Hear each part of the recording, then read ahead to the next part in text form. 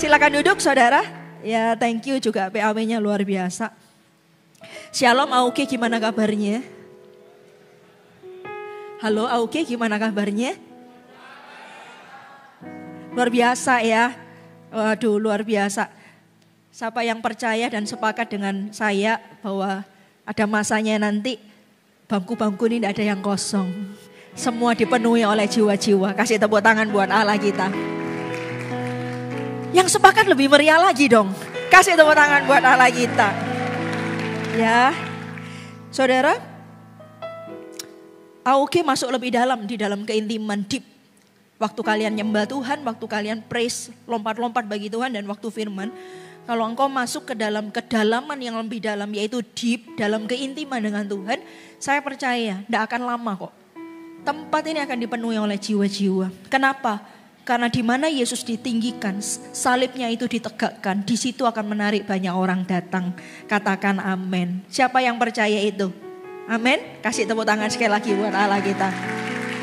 Saya sampaikan firman Tuhan tentang passion, persistent dan purpose. Purpose ya. Dibuka sama-sama di dalam Daniel pasal yang pertama. Daniel pasal yang pertama. Ayat yang pertama kita akan baca supaya tahu latar belakangnya Daniel ini apa. Daniel pasal yang pertama ayat yang pertama di istana Babel. Pada tahun yang ketiga pemerintahan Yoyakim, Raja Yehuda, datanglah Nebukadnezar, Raja Babel ke Yerusalem lalu mengepung kota itu. Tuhan menyerahkan Yoyakim, Raja Yehuda dan sebagian dari perkakas-perkakas di rumah Allah ke dalam tangannya. Semuanya itu dibawanya ke tanah Sinear, ke dalam rumah dewanya. Perkakas-perkakas itu dibawanya ke dalam perbendaraan dewanya.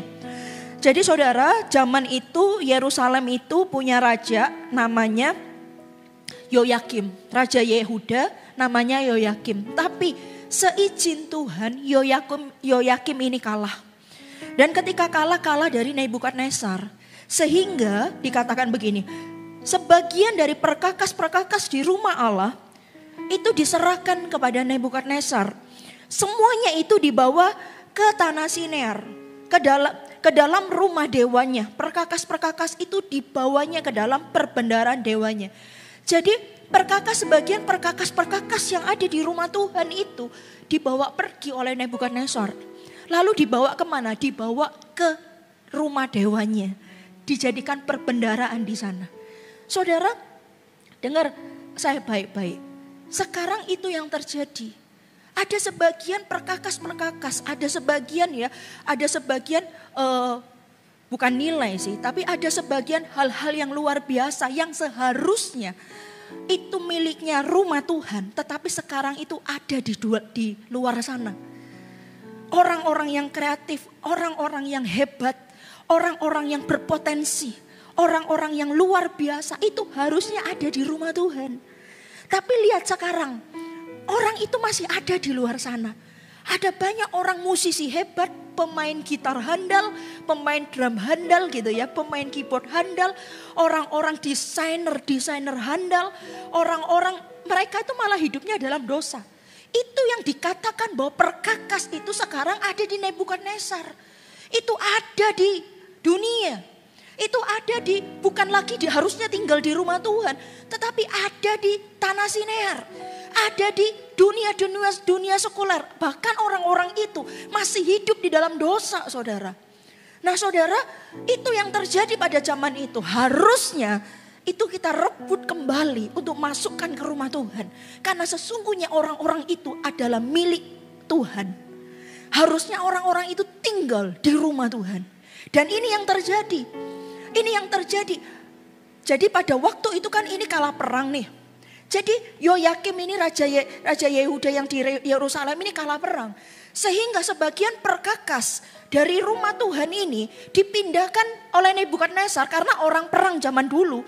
Siapa yang perang itu semua hartanya, semua ternaknya, semua bahkan istrinya, anaknya itu menjadi milik yang memenangkannya. Jadi pada waktu itu semuanya itu menjadi miliknya Nebukadnezar. Nebukadnezar itu adalah Raja Babel gak kenal Tuhan. Jadi secara secara tafsiran itu bicara tentang bahwa ada banyak yang harusnya itu potensi-potensi tinggal di rumah Tuhan, tapi sekarang enggak, ada di luar sana. Ada di dunia di luar sana, di sekuler. Karena itu ada banyak orang yang harusnya berpotensi itu tinggal di rumah Tuhan, tapi hari ini mereka tidak di rumah Tuhan, bahkan mereka hidup di dalam dosa. Nah, karena kala inilah ada sebagian anak-anak muda yang juga dibawa oleh Nebukadnezar. Salah satunya itu adalah Daniel, Sadrak, Mesak, dan Abednego. Mereka ini menjadi tawanan bagi Nebukadnezar. Mereka itu ibaratnya ya, mereka ini anak-anak muda, apalagi Daniel yang akan kita pelajari. Ini orang luar biasa. Tidak gampang jadi anak muda seperti Daniel. Hidup di dalam pembuangan. Hidup di dalam pembuangan itu gak enak, saudaraku. Kenapa? Ya ibaratnya kamu sudah tidak punya hak apa-apa. Lingkungannya juga belum tentu mendukung. Kenapa? Karena dia dipindahkan dari Yerusalem ini ke tanah Sinear. Dia kan negeri orang.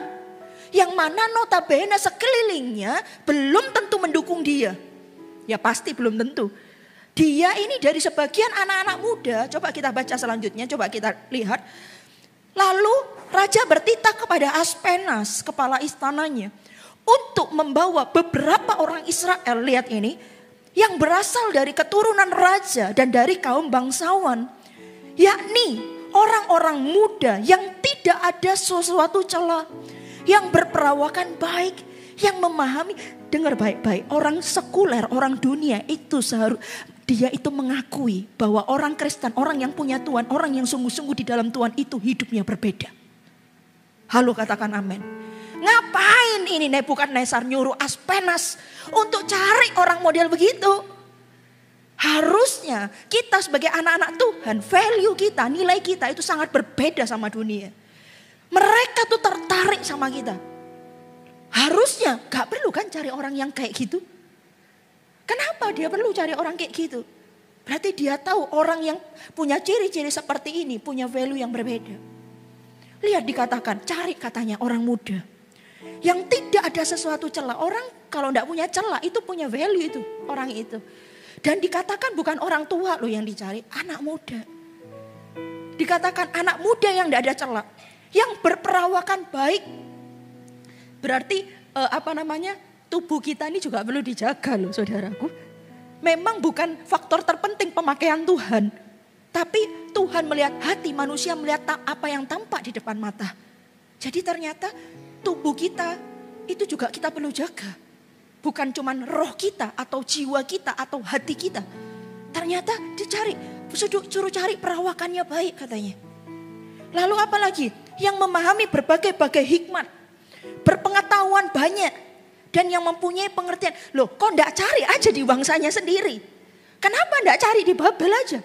Kenapa dia cari di orang Yehuda? Yang notabene itu adalah musuh. Tapi suruh cari di situ. Karena Nebukadnezar tahu ada sesuatu sama orang-orang yang seperti ini. Oh saudara, kau harus jadi anak muda yang model begini loh. Orang muda model begini dicari. Dicari. Bahkan yang cari bukan orang main-main. Yang cari itu raja saudara. Ada ayat bilang kayak gini kalau tidak salah di Amsal. Bilang orang yang cakap dalam pekerjaannya. Di hadapan raja-raja dia akan berdiri. Bukan di hadapan orang yang hina. Jadi orang kalau punya value. Itu dicari. Dan yang cari bukan orang biasa. Coba lihat lagi. Berpengetahuan banyak. Yang mempunyai pengertian tentang ilmu. Yakni orang-orang yang cakap untuk bekerja dalam istana raja. Supaya mereka diajarkan tulisan dan bahasa orang Kasdim. Dan raja menetapkan bagi mereka pelapur setiap hari dari santapan raja dan dari anggur yang biasa diminumnya. Saudara, orang yang punya value, punya nilai, ada fasilitas akan mengikuti dirinya. Sekalipun Daniel tidak mau sentuh ini ya. Karena ini santapan raja, ini ada yang dipersembahkan malah. Persembahan untuk dewa-dewa tidak mau nyentuh itu Daniel. Tapi saya mau beritahu, orang yang punya value, fasilitas akan ngejar hidup orang itu. Halo, katakan amin. Coba kita lihat, raja menetapkan bagi mereka pelapur setiap hari. Ini sebenarnya bukan khotbah saya loh ini, gak tahu. dapat hikmat untuk ngomong ini. Saya masih belum masuk poin ya. Apa yang saya mau sampaikan dengan passion, persistent dan purpose. Di antara mereka itu ada juga beberapa orang Yehuda, yakni Daniel, Hananya, Misael dan Asaria. Pemimpin pegawai istana itu memberi nama lain kepada mereka.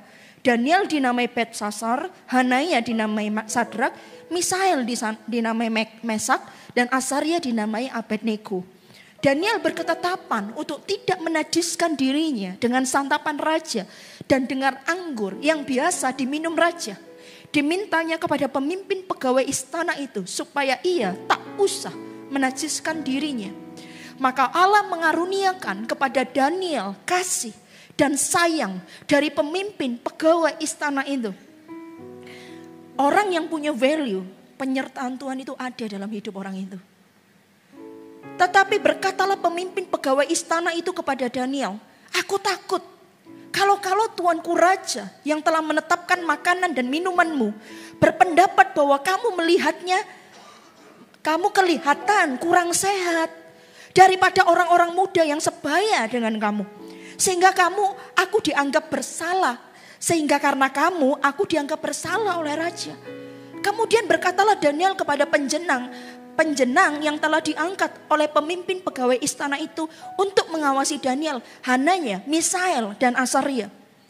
Adakanlah percobaan dengan hamba-hambamu ini selama 10 hari. Dan biarlah kami diberikan sayur untuk dimakan, air untuk diminum. Sesudah itu bandingkanlah perawakan kami dengan perawakan orang-orang muda yang makan dari santapan raja. Kemudian perlakukanlah hamba-hambamu ini sesuai dengan pendapatmu. Didengarkannya lah permintaan mereka itu. Lalu diadakannya percobaan dengan mereka selama 10 hari. Setelah lewat 10 hari ternyata perawakan mereka lebih baik. Dan mereka kelihatan lebih gemuk daripada semua orang muda yang telah makan dari santapan raja. Kemudian penjenang itu selalu mengambil makanan mereka dan anggur yang harus mereka minum. Lalu memberikan sayur kepada mereka. Nah, kepada keempat orang muda itu Allah memberikan pengetahuan, lihat. Dan kepandaian tentang berbagai-bagai tulisan dan hikmat. Sehingga Daniel juga mempunyai pengertian tentang berbagai-bagai penglihatan dan mimpi. Setelah lewat suatu waktu yang ditetapkan raja bahwa mereka sekalian harus dibawa menghadap, maka dibawalah mereka oleh pemimpin pegawai istana itu ke hadapan Nebukadnezar. Raja bercakap-cakap dengan mereka, dan di antara mereka sekalian itu tidak didapati yang setara dengan Daniel, Hananya, Misael dan Asaria. Maka bekerjalah mereka itu pada raja. Lompat ya. Di ayat yang ketiga, Daniel 3 ayat 16 sampai 18. Dikatakan begini. Lalu ini ceritanya raja itu membuat sebuah patung emas. Lalu semua orang harus nyembah. Tapi Daniel, Sadrak, Mesak, Abednego gak mau. Sehingga ini yang terjadi di ayat 16. Lalu Sadrak, Mesak dan Abednego menjawab Raja Nebukadnezar, tidak ada gunanya kami memberi jawab kepada tuanku dalam hal ini. Jika Allah kami yang kami puja sanggup melepaskan kami, maka ia akan melepaskan kami dari perapian yang menyala-nyala itu dan dari dalam tanganmu ya Raja. Tetapi seandainya tidak, hendaklah tuanku mengetahui ya Raja, bahwa kami tidak akan memuja dewa tuanku dan tidak akan menyembah patung emas yang tuanku dirikan itu. Saudara, kita belajar dari seorang yang namanya Daniel. Yang pertama, apa yang kita pelajari? Yang pertama, orang yang saudaraku gigih. Passion, persistent dan purpose itu apa? Punya gairah, kegigihan dan punya tujuan. Kita pelajari dari yang namanya Daniel. Yang pertama, memiliki prinsip hidup yang jelas. Saudara, anak muda apalagi, kamu harus punya prinsip hidup yang jelas. Ayat 8 dikatakan begini. Daniel berketetapan untuk tidak menajiskan dirinya dengan santapan raja dan dengan anggur yang biasa diminum raja. Berketetapan itu punya prinsip. Punya prinsip. Saudaraku, orang yang punya prinsip dan prinsipnya itu jelas, orang itu tidak akan tergoyahkan. Orang itu punya sesuatu dalam hidupnya, prinsipnya jelas. Aku berketetapan, aku tidak mau makan santapan raja, aku tidak mau minum minuman raja. Dalam hidup ini harus punya prinsip. Ketika engkau punya prinsip, apapun di sekelilingmu kamu tidak akan goyah. Coba lihat, Daniel, Sadrak, Mesak, dan Abednego. Seumuran, sebayanya, yang sama umurnya sama dia, gak terpilih, tapi mereka yang terpilih. Kenapa? Orang yang punya prinsip yang jelas dan prinsip itu sesuai dengan firman Allah, orang itu akan diangkat oleh Tuhan. Orang itu akan disertai oleh Tuhan. Kenapa? Karena orang ini berbeda daripada yang lainnya. Yang lainnya semua pada makan santapan raja, yang lainnya semua pada minum, dia beda. Saudara, jangan khawatir ketika engkau berbeda. Jangan takut kalau kamu jadi beda. Ada banyak sekarang anak muda, mereka sangat takut kalau mereka jadi beda. Beda yang aneh itu bukan gitu. Tapi yang beda, yang kalau kamu beda tapi sesuai dengan firman Allah. Contohnya yang lainnya nge-vape, ngerokok, kamu enggak. Kamu punya prinsip dalam hidupmu. Yang lainnya pacaran, ganti pacar, kamu bilang enggak, aku sekali seumur hidup. Kamu beda. Dan jangan takut untuk kamu jadi beda. Dan jangan menjadi sebuah masalah kalau kamu jadi beda. Asal bedamu itu benar, berarti kamu orang yang berprinsip. Dan anak muda, saudara, orang yang prinsip itu tidak selalu bicara tentang orang tua. Ini Daniel masih muda. Dan dia di antara yang sebayanya sama dia punya prinsip dalam hidupnya. Aku berketetapan. Orang berketetapan itu gigih dia. Dia gigih mempertahankan apa yang dia pegang. Asal jangan yang tidak sesuai firman Tuhan. Yang sesuai firman Tuhan. Gigih dia mempertahankannya. Apapun yang terjadi. Aku tidak makan santapan raja. Aku tidak minum anggur. Tidak dijamah sama dia. Sekalipun ada orang bilang gini. Kamu kalau kayak gitu nanti aku dimarahin loh. Kalau kamu nanti kayak gitu, itu kalau kamu enggak sama kayak yang lain gimana? Kalau ternyata perawakanmu enggak lebih baik sama mereka bagaimana? Enggak. Adakan aja percobaan. Kita akan buktikan. Itu loh orang punya prinsip, saudara. Orang punya prinsip itu, dia tahu dia mau kemana. Apa yang mau dia lakukan. Kenapa dia memilih itu? Dia selalu punya 1001 alasan untuk selalu memegang prinsipnya di dalam hidupnya. Dan dia tidak akan tergoyahkan oleh kanan kirinya. Sekalipun seumuran Daniel itu banyak anak-anak muda di sana. Tapi dia tidak. Dia punya prinsip. Orang punya prinsip itu. Orang itu apapun yang terjadi tidak akan tergoyahkan dia. Anak muda harus punya prinsip. Dikatakan orang punya prinsip bukan orang tua aja. Semenjak muda ini, ingat pergaulan buruk merusak kebiasaan baik. Kenapa bisa ada statement itu? Kenapa? Karena kamu tidak pegang prinsip. Kalau kamu pegang prinsip, aku punya prinsip kerajaan surga. Aku mau pacaran sekali seumur hidup. Apapun, mau temenmu, mau sohibmu, mau best friendmu, udah pacaran, kamu tidak akan tergoyahkan. Why? Aku punya prinsip. Kayak gitu. Nah saudara, saya juga waktu masih muda, saya punya prinsip sekali seumur hidup. Tidak ada yang ngajarin saya sih, tapi saya cuma memang pengen itu. Aku mau pacaran sekali seumur hidup, aku nggak mau main-main. Yang naksir banyak dong, jelek-jelek gini keren gitu loh. Ya apa memuji ini, gak tahan uji. Orang yang memuji dirinya sendiri tidak tahan uji katanya. Tapi orang sana pacaran segala macam, tergoyahkan enggak? Kepingin enggak juga? Kenapa? Aku tahu. Aku mau sekali seumur hidup. That's it. Itu aja. Jadi ketika pada waktu itu SMA kelas 3 ketemu, saya pikir inilah sekali seumur hidup. Tapi ternyata enggak, tapi itu kasih Pastor Sam. Nah itu langsung seumur hidup sampai menikah. Tapi seandainya saya enggak punya prinsip itu, pasti saya sudah pacaran bolak-balik. Macam-macam cara menyatakan cinta ke saya. Banyak segala caranya. Tapi enggak tergoyah. Saudara harus punya prinsip, hai anak muda. Punya prinsip hidupmu yang jelas. Aku mau jaga kekudusan. Aku mau jaga kekudusan mataku. Misalnya yang pria-pria. Jaga. Dosa itu cuman sebatas jempolmu. Ngeklik apa. Mencet apa. Itu kamu komitmen. Aku enggak. Apapun yang terjadi, aku tidak mau jatuh di area ini. Punya prinsip. Aku enggak mau ngerokok. Punya prinsip. Dan pegangan prinsipmu itu. Apapun yang terjadi. Daniel berketetapan. Sehingga semuanya pada makan, dia enggak. Dan dia tahu apa yang dia lakukan dan apa yang dia tuju itu loh. Orang punya prinsip jelas itu. Passionnya pun jelas. Kegigihannya jelas ke arah mana. Dan tujuannya itu jelas. Coba kasih tahu kanan kirimu, bilang. Prinsip hidup harus jelas. Amin. Saya bilang waktu itu. Saya mau, waktu itu ya. 24 tahun yang lalu, saya mau bertumbuh dalam Tuhan. Saya mau mengenal Tuhan Yesus lebih dalam. Itu saya waktu itu buat komitmen begitu. Prinsip hidup saya harus kenal Tuhan lebih lagi. Karena saya berpikir bahwa dari semenjak saya kecil sampai umur hari itu, 24 tahun yang lalu saya umur berapa ya? 18 kali.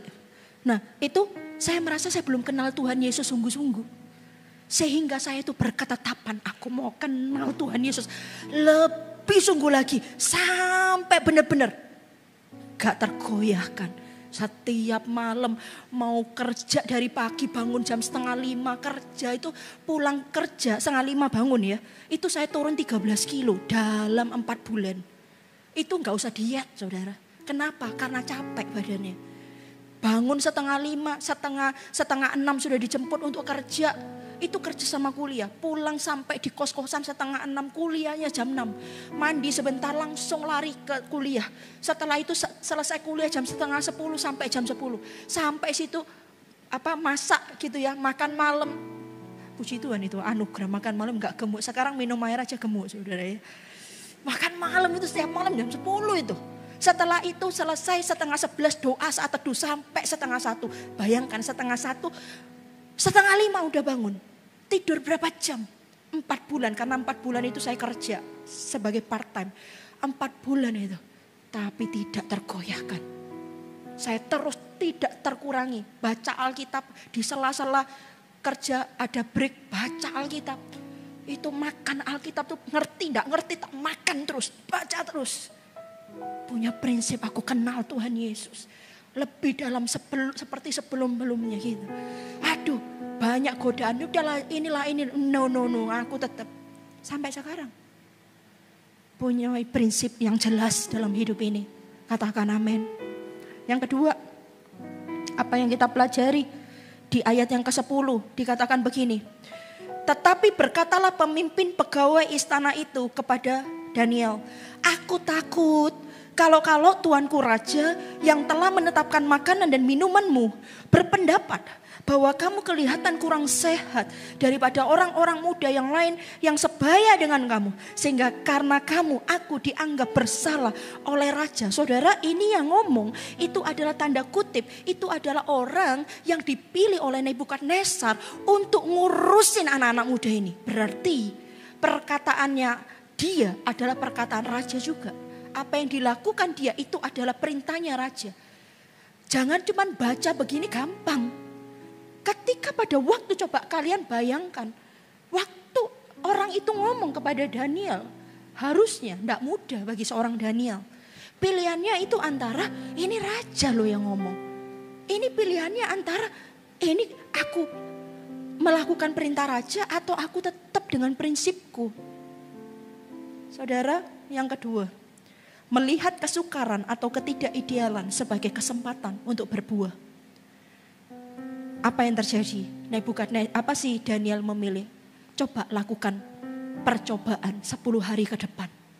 Saudara lihat, dalam hidup ini selalu ada yang namanya kesukaran, tantangan. Tapi bagi orang yang punya passion, persisten, dan purpose, sebuah tantangan dan ketidakidealan itu seperti sebuah booster saudara untuk dia semakin berbuah. Itu bedanya. Tapi kalau seorang pecundang, orang yang mentalnya mental kerupuk atau mentalnya mental yang lemah, dia mentalnya itu bukan orang yang gigih, bukan orang yang tangguh. Maka melihat sebuah tantangan, melihat sebuah kesukaran, itu adalah alasan untuk dia mundur. Itu adalah alasan untuk dia berhenti.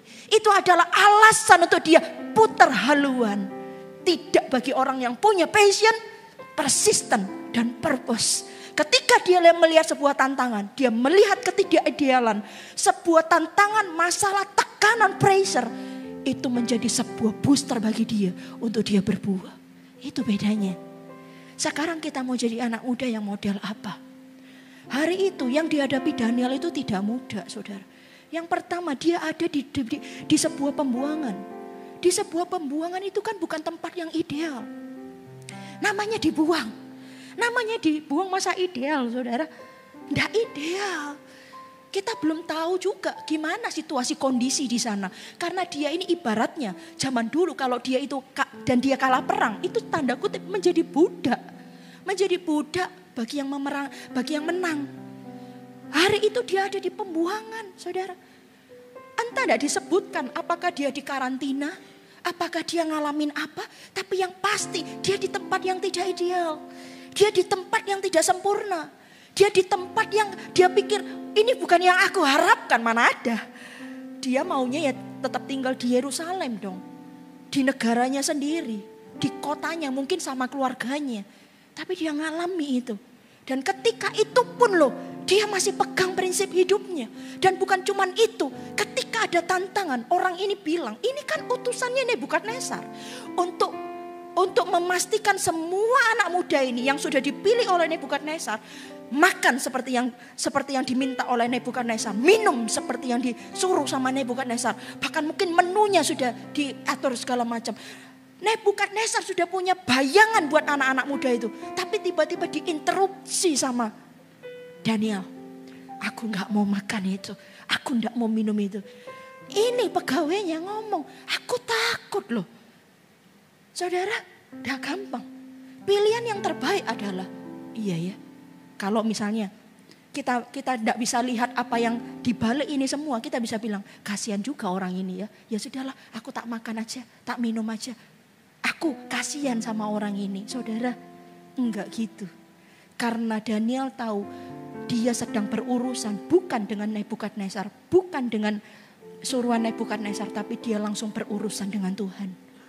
Anak muda, kamu harus tahu dalam hidup ini setiap yang kau jalani, kamu sedang berurusan sama siapa.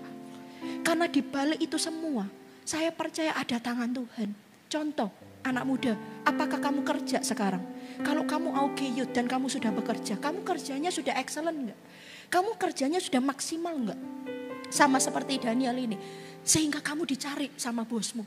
Bahkan kamu dikasih fasilitas. Kalau sampai kayak gitu berarti kamu punya prinsip dalam hidup. Kamu punya value. Nah, kamu ketika ada sesuatu yang disuruhkan kepada kamu. Contoh ya.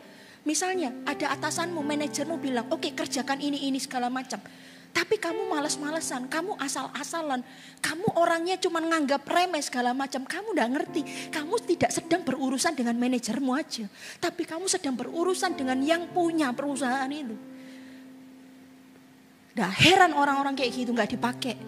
Gak heran orang-orang kayak gitu gak dibawa lebih lagi. Saudara, Daniel ketika dia mengambil keputusan, dia gak cuma lihat orang yang disuruh oleh Nebukadnezar. Dia gak cuma lihat Nebukadnezar, dia lihat Tuhan di balik itu semua. Sehingga dia tetap tahu apa yang dia lakukan. Saudara, jadi anak muda yang kayak gini.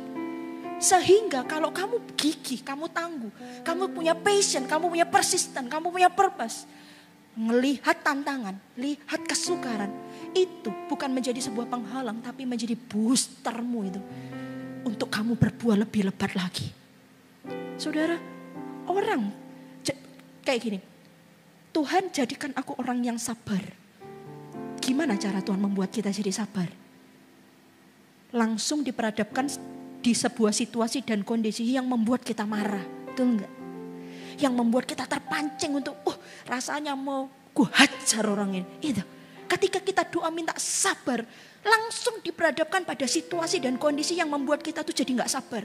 Tapi di titik itu, apakah kamu memilih sabar atau enggak? Sama, saudara. Bagi orang yang patient, persisten, dan punya purpose dalam hidupnya, tantangan, halangan, tekanan, itu menjadi sebuah kesempatan untuk dia berbuah banyak. Tidak akan membuat dia mundur, tidak akan membuat dia goyah. Sehingga apa yang terjadi? Adakan pencobaan 10 hari ke depan. Coba kita lihat. Wow, anak muda model kayak gini sulit ditemui. Kalian dengar nggak? Kita nggak ngomong ini ya, tapi ini realita. Berapa waktu yang lalu, dalam waktu cuma 1 minggu atau 10 hari, 2 anak muda bunuh diri. Yang satu perempuan, yang satu laki. Di kampusnya masing-masing. Mereka lompat. Yang laki, 2 jam sebelum dia melompat, dia masih upload story. Dia bilang thank you, di tempat dia bunuh diri. Kenapa bisa terjadi kayak gitu? Karena dia melihat sebuah kesulitan, bukan sebuah kesempatan untuk berbuah, tetapi dia sudah melihat ketika kesulitan, tantangan terjadi, dunianya menjadi runtuh. Anak muda, kau harus punya spirit yang seperti ini, seperti Daniel. Jangan melihat masalah itu meruntuhkan hidupmu. Tidak ada masalah di muka bumi yang gak bisa diselesaikan. Kita punya Allah yang luar biasa, yang menciptakan langit dan bumi, yang menciptakan dirimu dan saya juga. Sehingga tidak ada di muka bumi yang gak bisa diatasi dan gak bisa diselesaikan oleh Bapak kita. Kasih tepuk tangan buat Allah kita. Apakah aku bisa seperti Daniel? Kalau Daniel bisa, kita juga bisa, katakan amin. Kalau Daniel bisa, kita juga bisa. Karena itu lihatnya beda. Kalau ada masalah dalam hidupmu, kalau ada tekanan dalam hidupmu, jangan melihat duniamu runtuh. Tapi lihatlah ini peluangmu untuk lebih berbuah lagi di dalam Tuhan. Firman Tuhan katakan kalau kamu berbuah, supaya kamu lebih banyak berbuah, kamu akan dibersihkan, kata Tuhan. Kalau kamu tidak berbuah, kamu akan dipotong. Itu kan gak enak semua itu. Dipotong, dibersihkan gak enak semua. Tapi itulah sometimes cara Tuhan. Untuk membuat kita berbuah jauh lebih banyak. Karena itu, never give up. Jangan menyerah. Orang gigih itu tidak lahir tiba-tiba, gitu jadi gigih. Gak ada. Orang gigih itu karena setiap proses di hidupnya, setiap tantangan, setiap persoalan, setiap pressure di hidupnya dihadapi sama dia. Sehingga dia menjadi gigih. Tidak mungkin orang gigih itu lahir langsung gigih itu gak ada. Dan dengar saya baik-baik. Kalau ada seorang namanya Daniel, dia gigih. Dan firman Tuhan katakan dia bukan orang tua, tapi dia anak muda. Berarti kita pun juga punya kesempatan yang sama. Menjadi Daniel berikutnya. Kasih tepuk tangan buat Allah kita. Yang ketiga. Daniel 1 ayat 19. Coba lihat. Raja bercakap-cakap dengan mereka. Siapa yang pengen suatu saat nanti kalian bercakap-cakap dengan orang-orang yang hebat? Tidak ada ya, kalau saya pengen. Kenapa? Karena Tuhan 24 tahun yang lalu Tuhan pernah bilang begini. Ini saya sharingkan di ibadah voltage tadi. Kalian ya, kalau bukan iseng sih. Kalian dengerin. Saya tidak pernah bahkan menyuruh anak AUG dengerin khotbah voltage. Tapi tadi itu saya menyampaikan sesuatu tentang minder. Dan saya tahu itu yang menjadi kebutuhan banyak anak muda. Kalian dengerin ya. Tapi di ending saya khotbah, saya saksi tentang hidup saya sendiri. Saya bilang, ada ayatnya bilang begini. Pernahkah engkau melihat orang yang cakap dalam pekerjaannya? Di hadapan raja-raja ia akan berdiri, bukan di hadapan orang-orang hina. Saudara tahu enggak? Suatu ketika nanti setiap kita semua ini akan berdiri di hadapan raja-raja. Orang-orang hebat itu kita yang akan berdiri di hadapan mereka. Ada masanya. Saya menceritakan itu di ibadah voltage, saya tidak akan ceritakan di sini. Kalian bisa dengerin ya di YouTube Bali Nusa. Nah, tapi saya mau kasih tahu, ini Nebukadnezar bercakap-cakap sama Daniel.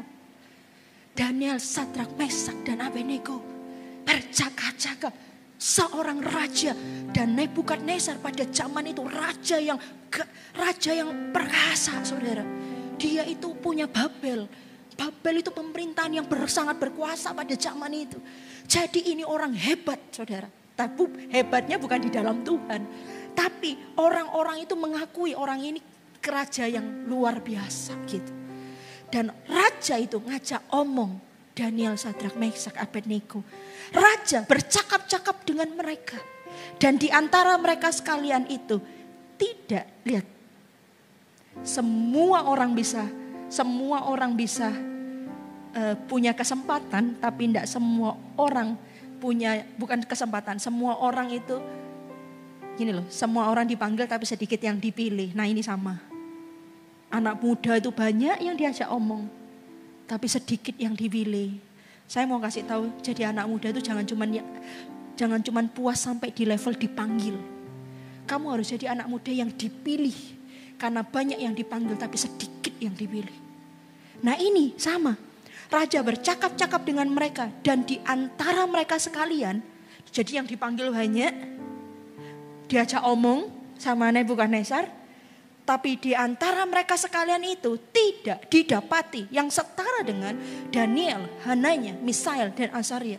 Maka bekerjalah mereka itu pada raja. Dipanggil banyak, sedikit yang dipilih. Yang dipilih ini adalah Daniel, Sadrak, Mesak, dan Abednego. Daniel, Hananya, Misael, dan Azaria. Yang ketiga, memiliki value kerajaan Allah dalam hidupnya. Saya sering singgung tadi di depan. Orang yang punya value menarik orang. Orang yang punya value itu akan menarik orang. Menarik orang yang ada di atasnya. Itu akan selalu. Karena itu, apakah kamu punya value itu? Kalau kamu ingin hidupmu ini menarik orang-orang di atasmu, kamu harus punya value. Daniel, Sadrak, Mesak, Abednego value-nya banyak. Yang pertama, dia berintegritas. Dia punya prinsip hidup yang jelas. Dia gigih orangnya. Dia lihat tantangan, dia tidak mundur, dia maju terus. Value-nya banyak banget. Karena itu saudara, orang, ini quote dari saya. Orang akan menghidupi value yang dia pegang.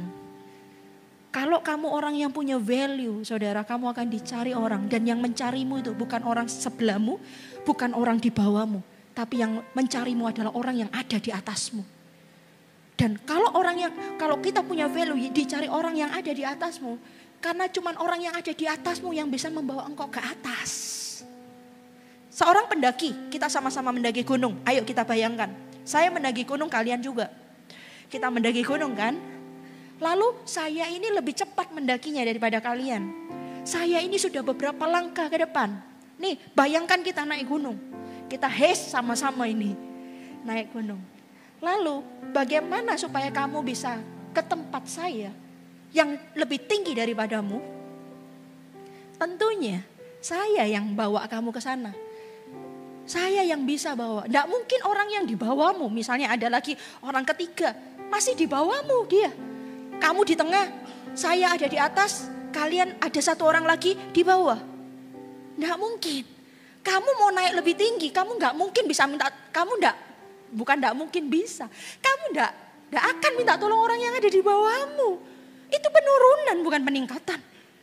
Kamu tidak akan, tolong aku loh gimana? Kamu akan malah ke bawah. Kamu perlu orang di atasmu untuk mengangkatmu lebih tinggi. Kamu perlu, kalau misalnya strukturnya begitu, ya kamu perlu. Kalau saya sudah naik duluan atau Kak Gata ini sudah naik duluan, ya kamu perlu Kak Gata untuk bawa kamu naik lebih lagi. Kamu perlu orang di atasmu untuk membawa hidupmu mengalami peningkatan.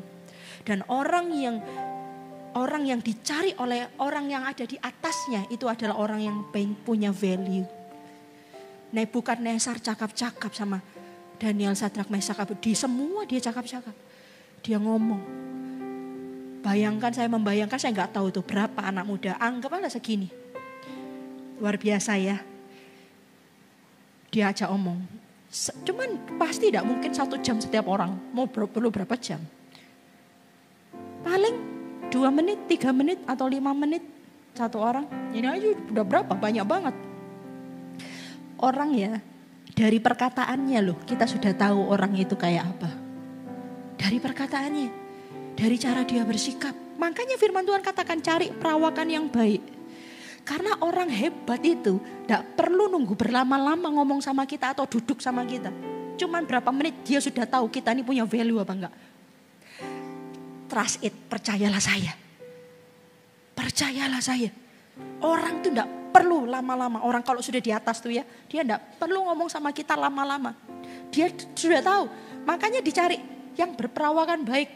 Yang ini, yang berpengetahuan, yang berhikmat. Suruh cari itu. Karena gak perlu lama-lama. Nebukadnezar bercakap-cakap. Ketika dia sampai di Daniel, Sadrak, Meshak, Abednego, ini beda. Punya value dalam hidup ini saudaraku. Dan value itu enggak bisa kamu lahir bervalue itu enggak. Itu kamu perlu usahakan. Kamu perlu sungguh-sungguh berketetapan. Untuk aku mau kayak gitu. Datang tepat waktu, itu value. Kalau bicara A, lakukan A. Bicara B, lakukan B. Kalau janjian, jangan molor. Kalau ditelepon atau dicari di WA, jangan gak ada. Itu value sederhana. Bagaimana kamu bisa dipercaya lebih? Kamu bilang A, kamu lakukan B.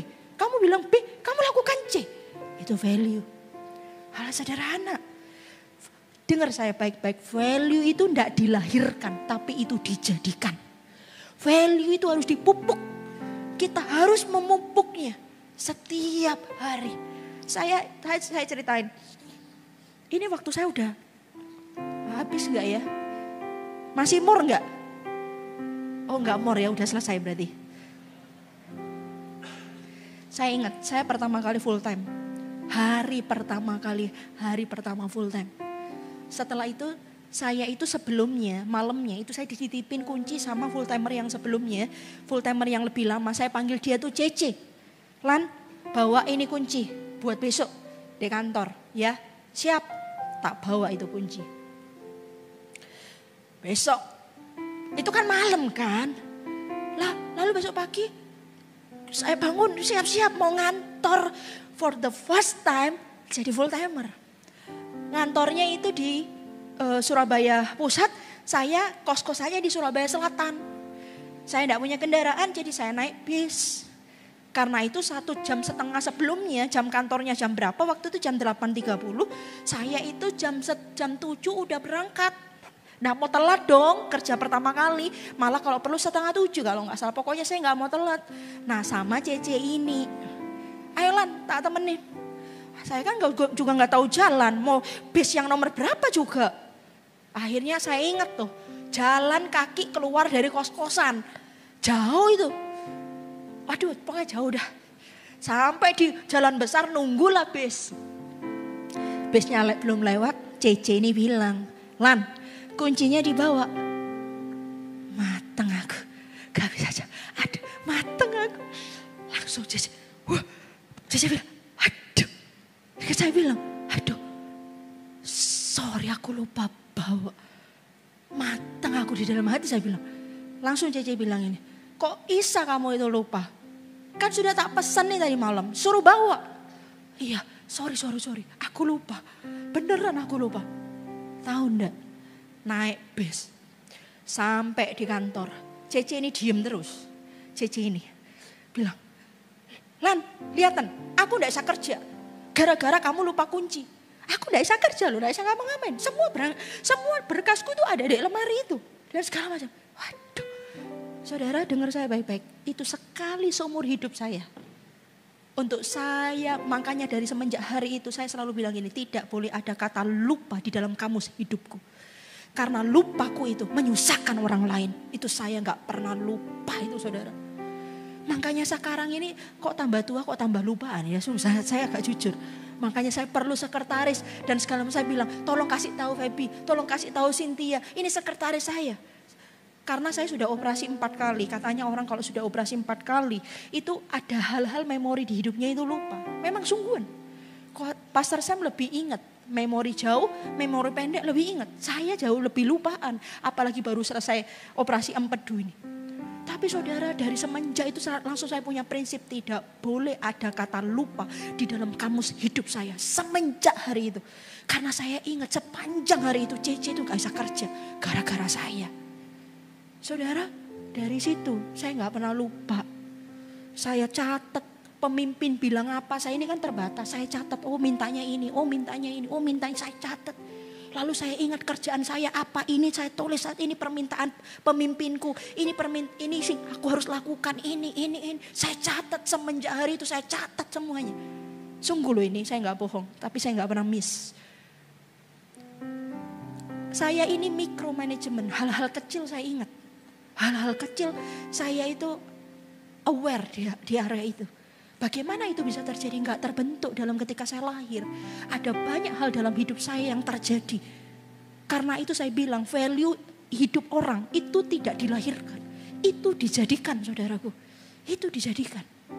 Karena itu kamu harus punya value. Kalau kamu punya value, pemimpin akan cari kamu. Dan kamu akan dibawa ke tingkatan di mana pemimpinmu itu ada. Percayalah. Akhirnya saya kerja jadi part time waktu itu. Yang saya ceritakan 4 bulan itu, tahu enggak, bos saya kurang lebih satu minggu atau 2 minggu setelah saya kerja, bos saya tiba-tiba siang-siang ke kantor, lalu dia duduk di sebelah saya, ini meja saya, dia duduk di sebelah saya sini, dia tanya gini, Lani, saya lihat kamu ini kok beda. Kamu orang Kristen ya? Dia pertanyaan saya masih ingat. Iya, saya orang Kristen. Kamu di gereja mana? Saya bilang, saya gereja Mawar Sharon. Lalu, kok bisa ceritanya kamu kerja jadi part time hari ini? Lalu saya cerita bagaimana Tuhan mengubah saya. Bagaimana saya ketemu Tuhan dan segala macamnya saya cerita. Waktu saya cerita itu, ini bos saya ini matanya berkaca-kaca. Lalu dia bilang gini, saya juga ketua. Dia sebutkan persekutuan. Kalau saya sebutkan ini nama persekutuannya, kalian tahu dia dari gereja mana. Saya juga ketua persekutuan ini. Waktu ngomong-ngomong gini, saya kerasa kamu diurapi Tuhan. Saya enggak ngerti arti urapan waktu itu. 24 tahun yang lalu saya enggak ngerti arti urapan. Yang saya tahu saya cuma menyaksikan bagaimana Tuhan mengubah saya. Dan saya berjumpa dengan Tuhan. Lalu dia bilang, saya kerasa Tuhan akan pakai kamu besar. Dia bilang kayak gitu. Lalu dia bilang gini. Lalu besoknya dia bilang melalui asisten atau melalui siapa, dia bilang gini, mulai hari ini dia bersama dengan istrinya setiap hari mengirimi saya makan siang, memberikan saya segelas susu di meja kantor saya. Yang notabene yang lain gak ada. Cuman saya dikasih makan siang, saya dikasih susu setiap hari. Selama saya kerja di situ. Ketika saya berhenti kerja, kenapa saya berhenti? Karena mama saya ngalami berkat luar biasa. Sehingga saya tidak perlu kerja lagi untuk bayar kuliah. Akhirnya saya berhenti. Di situ bos saya bilang, saya sangat kehilangan kamu. Tapi nanti ada masanya ya, saya akan cari kamu.